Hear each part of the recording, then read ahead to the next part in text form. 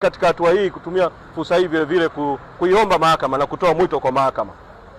Tarehe 11 ilikuwa kesi ya mwenyekiti Lissu isikilizwe na ghafla tu ikaahirishwa mpaka tarehe 3 mwezi wa 7. Mahakama kama chombo cha umma cha juu kabisa cha kutenda haki kwa mujibu wa katiba ya nchi ibara ya 107 na haki ikatendeka bila kufungwa na masharti ya kiufundi na haki ikaonekana ikitendeka, bado ina wajibu wa kuueleza umma wa Tanzania, na ni vyema vyombo vya habari mkawafuata watendaji wa mahakama. Na kufanya hivi, sisi hatuingili mahakama wala nyinyi hamtaingilia mahakama. Watoe maelezo kwa umma. Ni nini kilifanya kesi ya mwenyekiti Lissu katika dakika za mwisho kabisa za kuelekea kusikilizwa kwa kesi tarehe 11 mwezi Juni ikaondolewa na kupelekwa tarehe 3 mwezi wa 7. Hili jambo bado kunahitajika kauli kwa umma ya mahakama juu ya jambo hili.